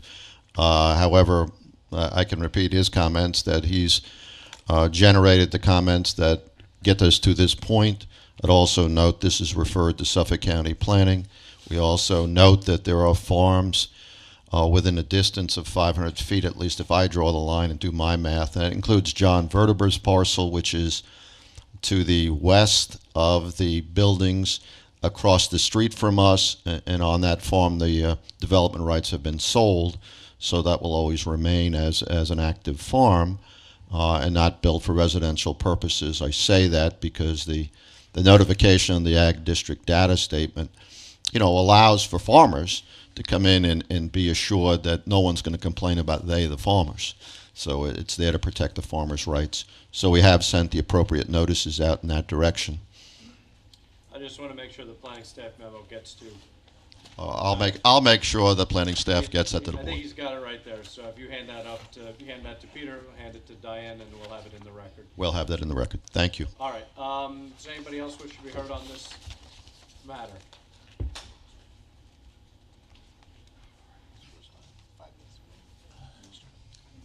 Good afternoon, how are you? William Charles Van Helman. I'm not really familiar with this specific. Sorry, I got to raise your hand. Oh, I'm sorry. Do you swear the testimony about to give will be the truth, the whole truth, and nothing but the truth, so help you God? I do. Thank you. I'm not very familiar with the specific plan in general, but I will talk about Mr. Gazzola, about his character. I happen to personally know him. He's a very fine man. He's a very good businessman, and I think he's got very good character. I know several employees that work for him at his current location, and they are very happy employed. He's a good community-minded type of person. And as a small business owner myself, I would think he would be a great asset to develop or do whatever he feels he needs. He does good quality work. He's done some work on my vehicle. And I just think he would be an asset to the area. And with that area and the location that it is, I think any type of improvement and increase in business would also help, everybody else in general. Thank you, sir. You're welcome. All right. Does anybody else wish to be heard on this matter? Yes, Jody's got a question. Jody, Mr. Danowski, there's one question from the board, or maybe two.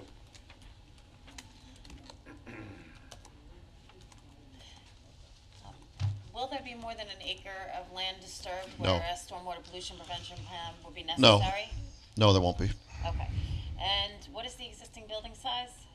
2,200 plus. Okay. So the only thing that I would like to see as a condition of this special permit is that gutters and leaders be put on the buildings into dry wells in order to prevent runoff into the creek nearby. That's not a problem, and I recognize that you made that comment at the work session. Okay, thank you. All right, You're thank you. John, did you want to say Yeah, I something? just want to say, because people come to me, and they say, gee, how come you guys don't speak at these public hearings? All you do is listen to people. Well, before we schedule this meeting, Mr. Danowski comes and we give him all our questions at that time to answer us. That's why most of us do not speak. We just listen to what the public wants to say in favor of it or against it. So that's why we don't ask too many questions. And we do that at an open meeting. And We do that at an open We meeting. do that at an open meeting at our work session. So, I just want people That to being think said, that we don't ask questions. We do, and Mr. Danowski can qualify that and answer all our questions. Thank you. So, Mr. Danowski, is it your request that we make the record of the work session part of this record as well? I have no objection to that. Okay, we will do that. All right, does anybody else wish to be heard on this matter? Not seeing anybody, we will. It is why they call it a public hearing. Yes. We will close the public comment portion, leave it open for written comment until November 10th, 4:30 in the town clerk's office. Thank you, Mr. Danowski. We have resolutions. Does anybody wish to be heard on resolutions? Sal Mastropolo, Calverton. Hey, doing, Resolution 801. First one. Yeah, the resolved says the last three words modify the budget, but there's no mention in here of any leftover monies or monies being returned to the individual. Should there be comments in here about the amount of money that you're modifying the budget? There was, Bill, this is that Goldman parcel we looked at. Yeah. We're returning money to. We are returning money. is that Well, to the- usually resolutions have the amount of money that's going to be returned to the individual. It's about five. What? Say it to me. It's about 5,900 going back into the CPF fund. It's unspent monies in the CPF Okay. fund. It's $5,900 going back into the CPF fund. Well, It's should that unspent comment money. be in the resolution? Probably should have been in there. That's all I have. Thank you. All right. Wow, you did good. Does anybody else wish to be heard on resolutions, fresh back from vacation? Yes, Mr. Supervisor and members of the board, just a request on resolutions 8, 17, 18, and 19 that the order be switched on 19 and 18. I And- think I did that. I asked the I asked the clerk to switch 8:19 and 8:18. So now 8:19 is now 8:18 and 8:18 is now 8:19. That would be great, and as you're aware, I'm here on behalf of J. Petroselli Development Associates, Eric Russo, Van Brun, Jesuiak, and Russo. I also like to point out that I appreciate the assistance of everybody in the town with this project, and we have received our last round of comments from the Health Department today. We anticipate getting Health Department approval shortly. And I know our foundation permit application is in, and I believe Mr. Hammond has reviewed it and provided also comments on, as well, the regular building permit that we're going to comply with. So we're trying to proceed. Thank you, sir. Thank you. Happy holidays. Ms. Carbone? I just want to ask that question. On Resolution 804, does that pertain to the EIS, the Environmental Impact Statement? It doesn't say, it just says special permit. The resolution doesn't say what the special permit. It's a special permit to construct a retirement community complex of 16 condominium units, including the conversion of an existing single-family house into a retirement community unit, and for the construction of 15 more retirement units. So it's a total of 14 attached units in sets of 2 and 1 detached unit. And that's it, just, you need a special permit even though you have the zoning? That every one of those communities, including the one you lived in, was done by special permit. It's in the zoning, but you need a special permit of the town board. Was not. Oh, in was- addition, even though you have the zoning, you need, I thought maybe You it don't was have the zoning without the special permit. All right, they're married, okay. I thought maybe it pertained to the environmental impact No. statement. No. Okay, thank you. You're welcome. Take care. All right, anybody else wish to be heard on resolutions? Not seeing anybody, we'll take up resolutions. Resolution 801. Capital project closure number 42051 as amended. We're It going to will be amend that, amended. we're going to amend that one to include the return of approximately $5,900 of $5,900 back into the CPF fund. I'll second the amendment. Moved and seconded as amended. Vote please. Hubbard. Yes, as amended. Giglio. Yes. Wooten. Yes. Dunleavy. Yes. Walter. Yes. Resolution adopted. Resolution 802. Is the general fund for the police budget adjustment? So moved. Second. Moved and seconded. Vote please. Hubbard. Yes. Giglio. Yes. Wooten. Yes. Dunleavy. Yes. Walter. Yes. Resolution adopted. Resolution 803. Accepts the resignation of a homemaker. So moved. Seconded. Moved and seconded. Vote please. Hubbard. Yes. Giglio. Yes. Wooten. Yes. Dunleavy. Yeah, this lady only worked for us for 2 months, so I wish her luck. I vote yes. Walter. Yes. Resolution adopted. Resolution 804. Authorizes the town clerk to publish and post notice for a public hearing for a special permit for Countrywood Village, also known as Gen Dot Associates Incorporated. So moved. Second. Moved and seconded. Vote please. Hubbard. Yes. Giglio. Yes. Wooten. Yes. Dunleavy. Yes. Walter. Yes. Resolution adopted. Resolution 805. Authorize the town clerk to publish and post notice for a public hearing for a special permit application known as Spower Cavity. Aspower. Yeah, what, Aspower? Aspower. They're Oh, merged. Aspower, it should be a There's no space. space there. Should be a space. Yes, Calverton, submitted by VHB Engineering on parts of 2 parcels located on the south side of Middle Road, west of Peconic Avenue, Calverton, New York, described as Suffolk County Tax Map Number 600-116-1-7.2 and 600-98-1-21-1. So moved. I'll second, except Moved I'll make in the correction, it's Middle Country Road and not Middle Road. Oh, Middle Country Road, okay. Second. Moved and seconded, vote please. Hubbard, Yes. Giglio. Yes. Wooten. Yes. Dunleavy. Yes. Walter. Yes. Resolution adopted. Resolution 806. This authorizes the attendance at the Association of Towns 2016 Personnel Management School. So moved. Second. Moved and seconded, vote please. Hubbard. Yes. Giglio. No. Wooten. Of course. Dunleavy. Yes. Walter. Yes. Resolution adopted. Resolution 807. Adopts a local law amending Chapter 301 entitled Zoning and Land Development of the Riverhead Town Code. So moved. Seconded. Moved and seconded, vote please. Hubbard. Yes. Giglio. Yes. Wooten. Yes. Dunleavy. Yes. Walter. Yes. Resolution adopted. Resolution 808. Adopts a local law to amend the Town of Riverhead Community Preservation Fund project plan to include water quality improvement projects. So moved. And seconded. Moved and seconded, vote please. Hubbard. Yes. Giglio. Yes. Wooten. Yes. Dunleavy. Yes. Walter. Yes. Resolution adopted. Resolution 809. Adopts a local law to override the tax levy limit established by and set forth in Article 2(3)(c) of the General Municipal Law. So moved. I'll second. Moved and seconded, vote please. Hubbard. Yes. Giglio. No. Wooten. After. Yes. Dunleavy. Yes. Walter. Yes. Resolution adopted. Resolution 810. This ratifies the authorization of co-sponsorship of the 2016 Halloween Fest on Saturday, October 29th, 2016 at 2 p.m. to 7:30 p.m. with a rain date that we didn't need for Sunday, October 30th, 2016, 2 p.m. to 7:30 p.m. with the Riverhead Business Improvement District Management Association Incorporated along Main Street between Griffin Avenue and Union Avenue. So moved. Second. Moved and seconded, vote please. Hubbard. Yes.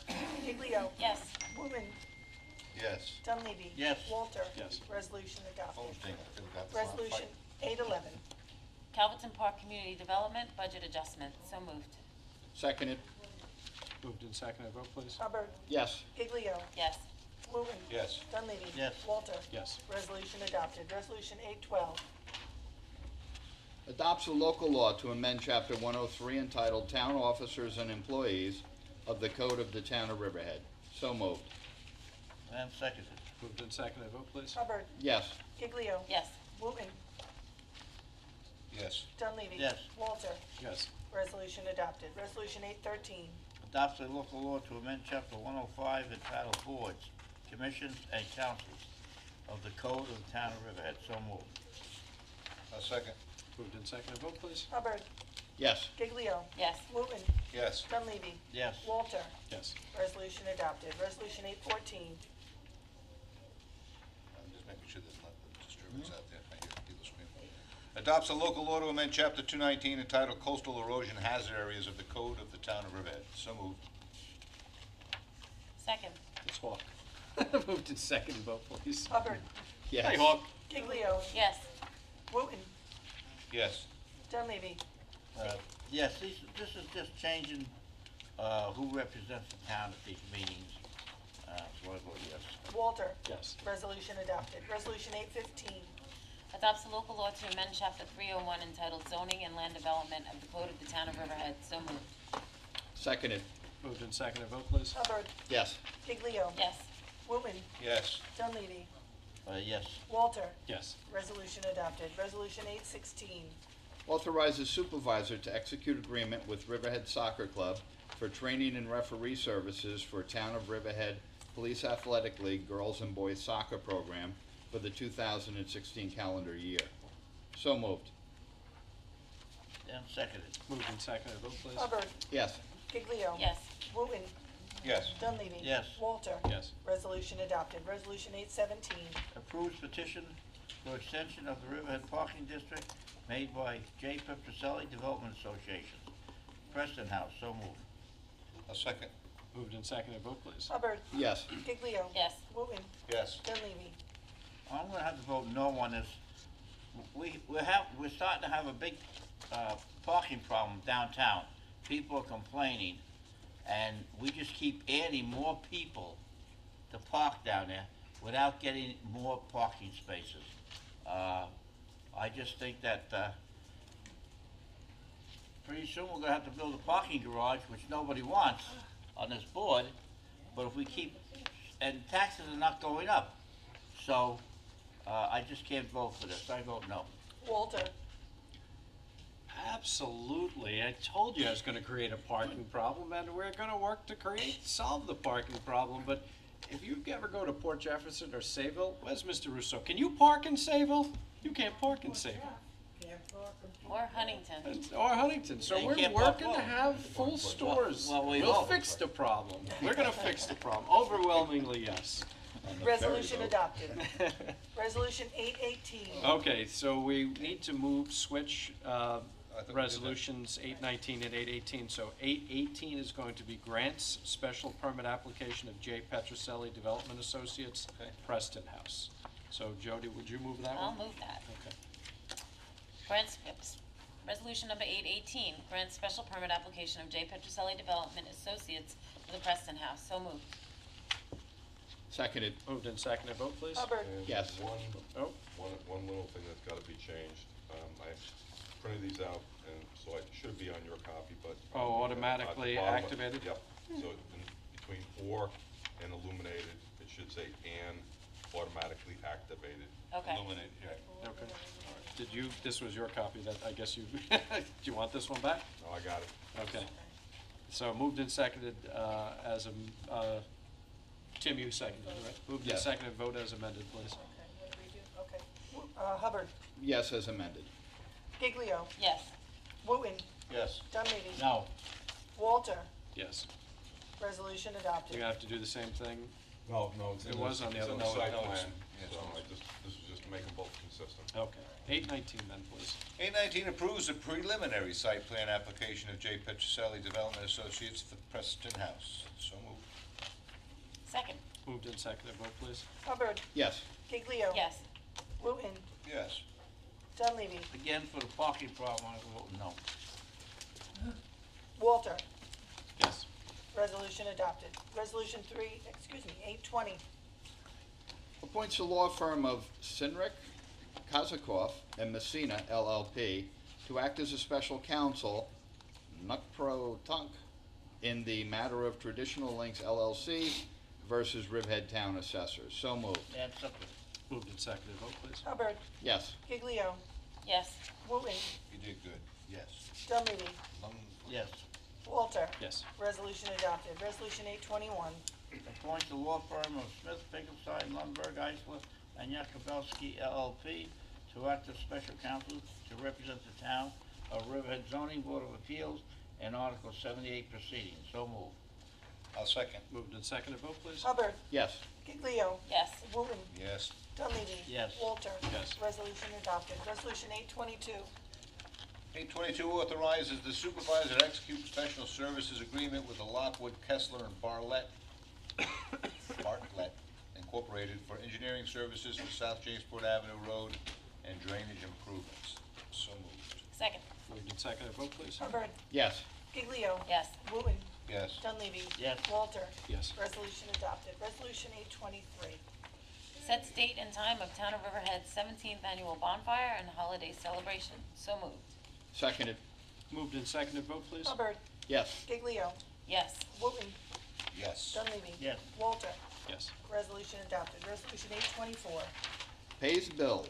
And So second. moved. Seconded. Moved and seconded, vote please. Hubbard. Yes. Giglio. Yes. Wooten. Yes. Dunleavy. Yes. Walter. Yes. Resolution All adopted. right, now we open the public comment portion for any matter that's before the town board. We ask you to limit your comment to 5 minutes. That's when you, sir, would speak. That's you. You want to speak to us? Yeah. Come on up. Steve, Ralph, you. All right, how you doing, sir? Okay, like I said, my name is George Canez, and I thank you for giving me this. Mic up, please. My name is George Canez, and I thank you for giving me this time to talk to you. The reason why I'm here is because I was a vendor at the country fair that was rained out, and I understand there was a letter that's supposed to be going out to the vendors that were there. I still haven't received my letter, and the reason. when I get done here, I will give you the Townscape Committee. It has nothing to do with the town board, so I'll give you the name and the contact of the call. Well, if it's the 727 number, 1215, nobody ever calls me What back. is, what did the Townscape finally come up with for? I think what they're going to do, in fact, I just got the phone today, they're sending out letters to the vendors who did show up. Right, well, that's the reason I'm here, because I was at a fair in Huntington, and one of the vendors that were at that show, they got the letter on Thursday. I didn't, Well, then it's in the mail. I Yeah. love that. It's in Yeah. the mail. You Okay. showed up? They did go yeah, out. I was there. Okay, so you'll My get a tent letter. was They up did and go out. everything else. I told you what the remedy was. And Right. I also told you this wasn't the forum, but Right. the letters are going out. What the Townscape decided to do was for the vendors who showed up to offer them a refund, or if they're willing to work with us, give us half now, and we'll give them half off next year. Right, They're which willing I'm- to work with it, and those that want. Yeah, which I'm willing to do that. I'm willing to do that. So you should get the letter. If you don't You get should the get letter. today. If not, like I said, Chris could probably give you the phone number, because he was Okay. the town board coordinator. Yeah. I think I gave it to you today, didn't I? Yeah, but that's, I keep calling, they don't return No, me. I'll give you his cell phone for the. Okay, all right, thank you. 1215 is. Thank you very much. All right, thank you, sir. Sorry to make you wait all day. Just some follow-up. John brought up a good point with the Steve parking. Romano, Steve Romano, Riverhead. Is the court parking issue resolved? Yes. We have The- provided all the parking that we need to. for Okay. West Thursday. That lot across on Roanoke where they have all the storage, is that going to be a parking lot at some point? Yes. The last time I was here, which was probably springtime, I left you guys alone for quite a while. You had a resolution selling the East Lawn building. By the way, it looks fantastic. But there was a gentleman, I think his name was Greg Fisher, who alleged that he made an offer of $50,000 more, and at the time at the meeting, the total board looked totally confused. He said there was going to be repercussions if you didn't consider it. I'm just curious because if someone makes a statement like that, No was there repercussions. no repercussions? When George Gabrielson was on the board, if I remember, I think it was a board kind of decision, but he was spearheading the private-public venture, in particular the dock space down on the river, about the entity, I forget the name of it. That they were going to actually look for the boats, get the permits, get the fees. Did that ever materialize? No, we never had majority of the board to do that. So nothing ever came of that. No, well, because at the time it was George and I that wanted to select a vendor to do that, and the other three board members did not want to have a private vendor run the dock space down there. I think it might be something you want to look at because I'm laughing too. I took a walk down there and the sign says you got to get a permit and yada yada Well, yada. they I'm have a saying, who the heck's going to see that sign if they even pull up with a Ray boat? Coyne said to me, and we'll see whether this works for next year, but you will be able to with their program, get your dock permits on your cell phone, your iPhone, that there's a way to do it with their iPhone with their new program. So you won't have to show up. And pay. You'll do it right on the I guess you'll do a credit card transaction on your iPhone. But there also has to be enforcement. If nobody does it, boats parked there, they should have that You know, little sticker. Councilman Hubbard came up to me and asked to hire a meter maid, so I'm thinking that we could use the meter maid to enforce that Yes, as well. right. Absolutely. I've been after the meeting maid for years. Councilman Yeah, Hubbard, well- thank you He's very getting your much. He goat. agrees Well, with she you. knew you were a married man. Huh? What's that magic wand? But John, you're That's an inside you're joke. 100% right. Now, If you he knows I've been asking for that for well, years. if you pass laws and you can't enforce them, it's kind of silly. But I guess you got to start somewhere. That is right. Speaking of which, the fire alarm law that you guys passed 2 or 3 years ago, that I told you I would never bring up again, just some follow-up. Have you guys done it? Have you done an analysis? And has the false alarm amount of calls been significantly reduced? It should be, because if you pass. Yes. Well, what is it? Because I'm just curious. Well, You're off saying. the top of my head, I don't know. Dan Oh, McCormick yeah. might know. You might be able to talk to Dan McCormick because he does that. Okay. I don't know off the top of my head. It has been reduced, and we do generate about $70,000 a year in it, though. Yeah, well, I was going to say, because after seeing Mangano's fee for alarms, you guys have actually given us a discount. Not that I want to say that, but Stop at Where were Barb's you? office. Were you so I'm in jail or something? But more importantly, what it's done is it's kept our firefighters in their houses with their families at night rather than going out on all these false alarms. no, And it's if it forced- works, it's great. And it's Yeah. forced the business owners to actually fix the defaults in their systems so And that these guys we've don't generated that much revenue? I mean, $70,000. on fines or with the administration fees? I Or think both? it's a combination of both. Most of them are administration. No, I think it's a combination of both. It's a combination of Well, both. the business is The fee is small. It's Yeah, fine. the fee is for the condo it's $10. I don't know what it is for everybody Yeah, no, else. it's a combination of both. Yeah, thank you. Thank you. Pays for our fire marshal, fire inspector, investigator. Does anybody else wish to be heard today? All right, not seeing anybody. Can I get a motion I to make a adjourn? motion that we adjourn the town board meeting. Second, all in favor, aye, opposed, abstentions, motion carries. We stand adjourned. I don't know why you waited. Chief Hagemiller, before you leave. Oh, yeah, I want to I talk just to you need too. for a second.